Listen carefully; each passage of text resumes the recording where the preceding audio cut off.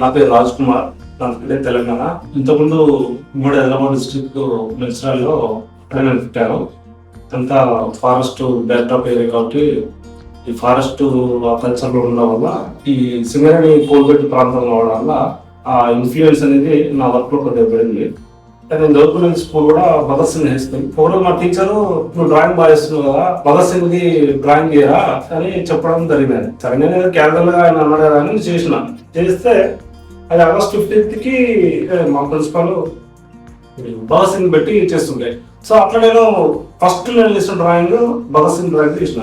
College ఉన్నప్పుడు ఒక print making లో నాకు ఒక అవార్డు వచ్చింది. ప్రింట్ మేకింగ్ వర్క్ అవడం వల్ల నాకు అది బూస్టింగ్ అనిపించింది. అంటే ఆ ప్రింట్ మేకింగ్ మీద ఉన్న ఒక ఇంట్రెస్ట్ అనేది పెరిగింది. సో నాకు ఏమనిపించింది అంటే ఎప్పుడు నాకు క్వశ్చన్ చేస్తుంది, అంటే హాస్టల్ ఆఫ్ లో వర్క్ చేయాలి. అది ఏంటంటే ప్రింట్ మేకింగ్ అంటే కంప్లీట్ బ్లాక్ అండ్ వైట్. అది లిథోగ్రఫీ మీద నేను చేసిన, నాకు అవార్డు వచ్చింది. ఆ లిథోగ్రఫీ అనేది బ్లాక్ అండ్ వైట్, అంటే కలర్ లో కూడా మనం ప్రింట్ ఇస్తాం కానీ మోనోక్రోమ్ లో ఉంటుంది. సో దాన్ని నేను వర్క్ చేసిన తర్వాత నేను బ్లాక్ అండ్ వైట్ లోనే వర్క్ ఒకటి చేయాలనేది నేను మాస్టర్స్ లో కూడా అనుకొని ఒక వర్క్ చేసిన. హెచ్చింగ్ లో ఏమవుతుందంటే ఆ లైన్, ఆ డీటెయిల్ వర్క్, ఆ జింక్ పేట్ చేయడము నాకు అది చాలా ఇంట్రెస్ట్ అనిపించింది. అదే స్టైల్లో జింక్ పేట్ అవసరం లేకుండా నేను ఒక వర్క్ చేసి ఎట్లా ఉంటుంది. సో నేను ఏం చేసిన అంటే ఒక వర్క్ నాకు చేయాలని పెన్ మీడియం తీసుకొని పెన్ తో చేసిన. ఎందుకంటే ఇక్కడ హెచ్చింగ్ ఏంటంటే బ్లాక్ అండ్ వైట్ మీడియం, అది కంప్లీట్ కలర్ ఏమి ఉండదు. కలర్ కూడా ఉంటుంది, మల్టీ కలర్స్ వల్ల ప్రింట్ చేయొచ్చు. కానీ లైన్ అనేది మస్ట్ అన్నట్టు ఈ హెచ్చింగ్ లో. ఈ లైన్ అనేది ఇంపార్టెన్స్ తెలియడం కోసం ఒక వర్క్ చేయాలి అనేది మైండ్ లో పెట్టుకొని ఒక వర్క్ ప్లాన్ చేస్తున్నా. అప్పుడు క్యాజువల్ గా కాన్సెప్ట్ కాకుండా జస్ట్ ఒక నేచర్ లో చిన్న చిన్న ఎలిమెంట్స్ తోటి ఒక వర్క్ చేసి చూసుకున్నా. బాగా అనిపించింది. సో ఇంతకంటే ఎంజాయ్ చేసే వర్క్ ఇంకేముంటది అనిపించి పెన్ లో అనేది నేను కంటిన్యూ చేయాలని నాకు అనిపించింది. ప్రింట్ మేకింగ్ ఏమవుతుందంటే ఈ లైన్ డ్రాయింగ్ అనేది ఇంపార్టెంట్ కాబట్టి ఈ మెటీరియల్ ని పెన్ లో చేయాలి కాబట్టి ఇప్పుడంటే మైక్రాన్ లాంటి పెన్ వచ్చింది. కానీ ఏం చదువుతున్నారు మైక్రాన్ అనేది పెద్దది చదువుతూ రోటరీ పెన్ తో ఇస్తున్నారు. అది 90 degrees పెట్టి చేయాల్సి వస్తుంది. దానివల్ల ఏమైందంటే ఒక చిన్న సైజ్ వరకే చేయాల్సి వచ్చింది. సో నాకేమనిపించింది అంటే ఇది నేను ఎన్లార్జ్ చేయగలిగితే పెద్ద సైజు, హ్యూజ్ సైజు, ఆ ఇంపాక్ట్ అనేది చాలా బ్రహ్మాండంగా ఉంటుందని నాకు అనిపించింది.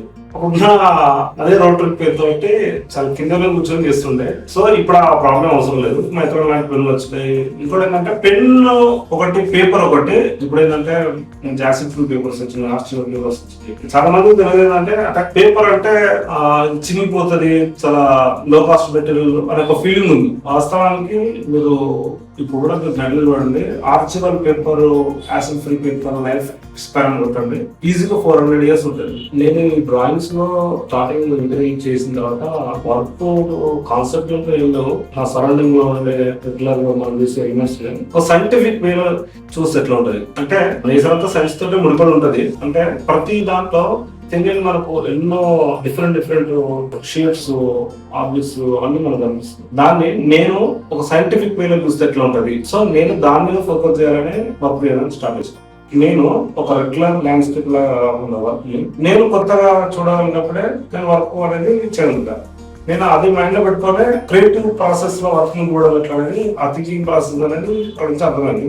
గోల్కొండ మీద పెయింటింగ్ చేసిన మొత్తంలో గోల్కొండకున్న ప్రాజెక్ట్ కూడా కింద ఏరియా అవుతుందో స్క్రాప్ ఉండే. ఆ స్క్రాప్ ని నేను చాలా ఇంట్రెస్ట్ గా చేసిన. అది బాగా అనిపించింది. వర్క్ మొత్తంలో నాకు అది చాలా ఎక్సలెంట్ అనిపించింది. వర్క్ అంటే దాన్ని చూపించడం ఇది కదా ఆర్టిస్ట్ వర్క్ ని ఎట్లు కూడా అనేది నాకు అప్పుడు తెలిసి, సో దాని మీద నేను స్టడీ చేయడం మొదలుపెట్టాను. స్క్రాప్ కావచ్చు, నాన్ స్క్రాప్ కావచ్చు, ఏదైనా కావచ్చు. సో నేను అట్లా చూసి దాన్ని నేను వర్క్ లో తీసుకున్నా. హైడ్ ఆర్టిస్టులకు ఇట్లా వాళ్ళు ఆర్ట్ ని ప్రమోట్ చేసి ఆర్టిస్టులకు ఇట్లా వేదిక కల్పించడం అనేది ఫస్ట్ టైం నాకు ఈ చేస్తే చాలా థ్రిల్ అనిపించింది. ఇంకోటి ఏంటంటే దీనివల్ల హైదరాబాద్ లో ఉన్న ఆర్టిస్టులు అంటే ఎమర్జింగ్ కావచ్చు, ఇంతకుముందు ఇంకా పాత ఆర్టిస్టులు, కొంతమంది తెలియని వాళ్ళు, మంచి ఆర్టిస్టులు, వాళ్ళందరూ ఈ వేదిక ద్వారా నేర్పిస్తామని నేను అనుకుంటున్నాను.